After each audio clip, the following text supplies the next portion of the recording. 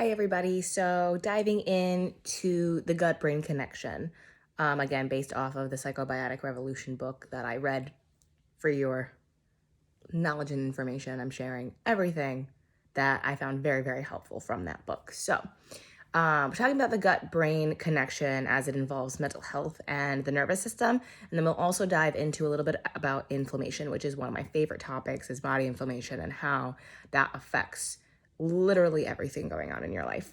So your gut is wired to your brain through your spine and through your vagus nerve that runs kind of directly down this way. If you have any type of anxiety or panic or anything like that, doing things to help calm down your vagus nerve will actually calm down your entire bodily system and get you out of fight or flight. So if you've ever needed to ice your vagus nerve, or humming, singing, tapping, things like that will actually reset and calm down that vagus nerve when it gets all that cortisol and fight or flight response. So anyways, the vagus nerve is a primary two-way communication channel for mood. The bacteria in your gut both secrete and respond to neurotransmitters, including dopamine, serotonin, and GABA, all which can have antidepressant properties in the brain. The cells lining the gut can also produce cytokines, which means that they virtually, every cell in the GI tract can trigger an immune response. Immune factors like fatty acids and cytokines activate microglia, the immune cell in the immune cell in the brain, which will fight pathogens, but also may lead to anxiety or depression. Pathogenic microbes can encourage inflammation as well. The good news is that psychobiotic microbes will lower inflammation, either directly or indirectly, by helping heal the gut lining that became inflamed. So kind of one of the main, hormones, or not even hormones, but it's called acetylcholine. It's something that our body produces. It plays a role in this healing. So stimulating the vagus nerve causes acetylcholine to be produced, which along with cortisol suppresses the immune system.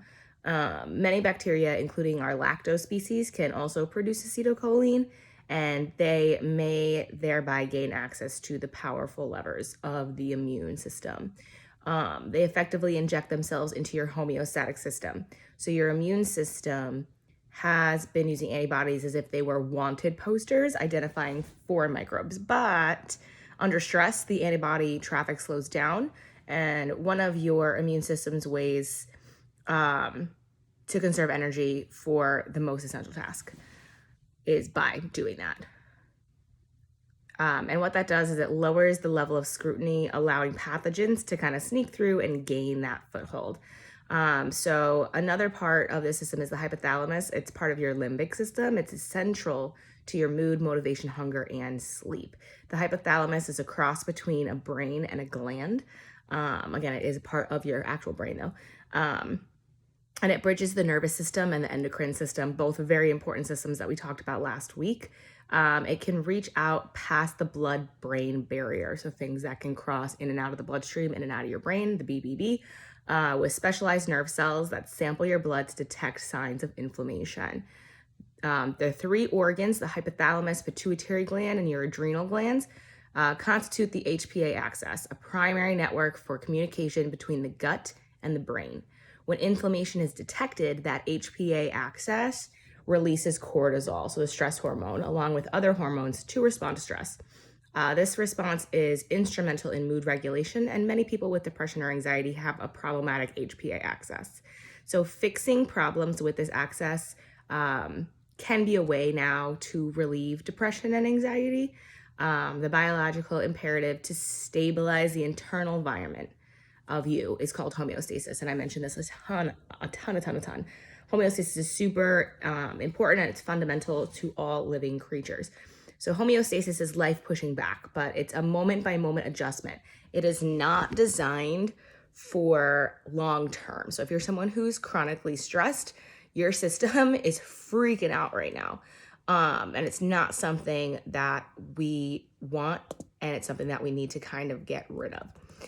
So the ultimate goal is to return to the optimal set point which is done with negative feedback. So when a signal is detected, the feedback quickly dampens it. Thus, chronic inflammation produces stress hormones indefinitely. Again, we don't want that constant fight or flight. We don't want that.